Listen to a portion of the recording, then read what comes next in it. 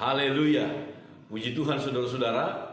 Mari sama-sama kita akan merenungkan firman Tuhan dalam beberapa hari ke depan sampai pada hari raya Pantekosta atau Pentakosta.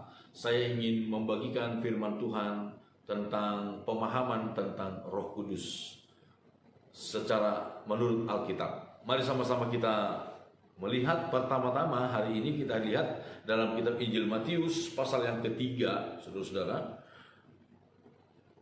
Pernyataan atau khotbah dari Yohanes Pembaptis tentang Yesus Kristus disebutkan Matius pasal yang ketiga ayat yang ke-11.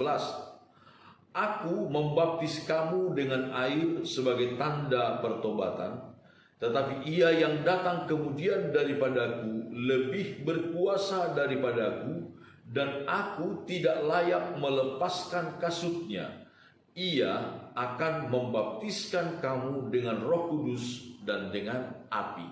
Saudara-saudara, pertama-tama kita melihat saudara-saudara bahwa yang berhak membaptiskan seseorang dengan Roh Kudus hanyalah Yesus. Selain Yesus tidak ada, saudara. Mau pendeta, mau mungkin sekarang gelar banyak. Ada yang menyebut diri pastor, ada yang menyebut diri pendeta, gembala, dan lain sebagainya. Tidak ada manusia yang layak, yang dapat, yang berhak membaptiskan orang percaya dengan Roh Kudus. Kalau membaptis dengan air, itu adalah merupakan wewenang, tanggung jawab, pekerjaan, pelayanan dari seorang manusia, pendeta, hamba Tuhan. Membaptiskan dengan air, itu adalah pekerjaan dari seorang pendeta, hamba Tuhan. Tetapi membaptiskan dengan Roh Kudus itu hanya dapat dilakukan oleh Yesus. Itu sebabnya kalau ada seseorang yang berkata dia dapat membaptiskan orang lain dengan Roh Kudus, itu adalah sesuatu yang salah. Sama sekali tidak demikian adanya. Manusia tidak ada yang dapat membaptiskan dengan Roh Kudus kecuali Yesus.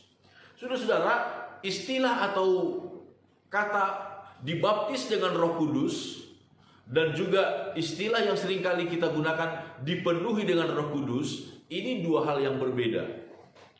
Kalau dibaptis dengan Roh Kudus, saudara-saudara, itu adalah pengalaman sekali untuk selama-lamanya. Sama seperti baptisan. Kita tidak perlu dibaptis berulang kali, saudara-saudara. Hanya sekali untuk seterusnya. Tetapi kepenuhan Roh Kudus itu hendaknya setiap hari, saudara. Hendaknya setiap hari. Itu sebabnya Paulus menasihatkan kepada jemaat di Efesus. Efesus pasal yang kelima disebutkan oleh firman Tuhan pada ayat yang ke-18, Efesus 5 ayat 18. Dan janganlah kamu mabuk oleh anggur, karena anggur menimbulkan hawa nafsu, tetapi hendaklah kamu penuh dengan roh. Saudara-saudara, sekali lagi, baptisan Roh Kudus itu hanya sekali untuk seterusnya.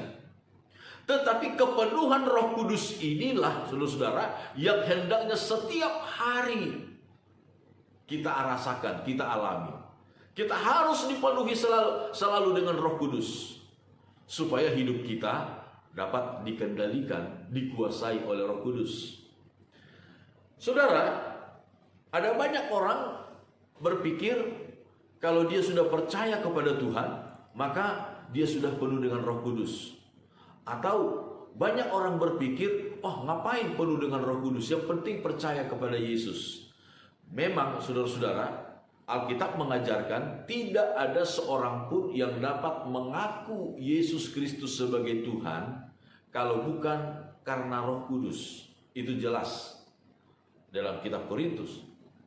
Tetapi juga saudara-saudara, betapa kita memerlukan kuasa Roh Kudus secara sepenuh-penuhnya di dalam hidup kita.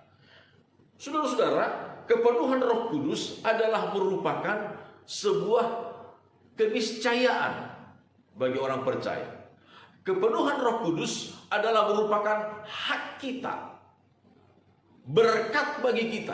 adalah sesuatu yang sangat rugi bagi kita kalau kita menolak anugerah berkat yang Tuhan sediakan bagi kita. Di dalam kitab Kisah Para Rasul pasal yang kedua, saudara-saudara, ketika Petrus dalam khotbahnya kepada orang-orang Yahudi yang datang berkerumun pada hari raya Pantekosta, ayat 37, ketika mereka mendengar hal itu, mendengar khotbah Petrus, hati mereka sangat terharu. Lalu mereka bertanya kepada Petrus dan rasul-rasul yang lain, "Apakah yang harus kami perbuat, saudara-saudara?" Jawab Petrus kepada mereka, "Bertobatlah dan hendaklah kamu masing-masing memberi dirimu dibaptis dalam nama Yesus Kristus untuk pengampunan dosamu. Maka kamu akan menerima karunia Roh Kudus. Sebab bagi kamulah janji itu, dan bagi anak-anakmu, dan bagi orang yang masih jauh, yaitu sebanyak yang akan dipanggil oleh Tuhan Allah kita." Saudara-saudara, dengan jelas firman Tuhan berkata bahwa janji Bapa, yaitu kepenuhan Roh Kudus, kuasa Roh Kudus, itu adalah bagi semua orang yang akan dipanggil percaya kepada Tuhan. Saudara, kalau saudara dan saya menjadi orang yang sudah percaya kepada Tuhan, mintalah kepada Bapa di sorga, mintalah kepada Tuhan Yesus, datanglah kepada Tuhan Yesus, berdoa dengan segala kerendahan hati, mohon supaya saudara dibaptiskan dengan Roh Kudus, dan mohon supaya saudara selalu dipenuhi dengan Roh-Nya yang kudus. Amin. Tuhan memberkati kita.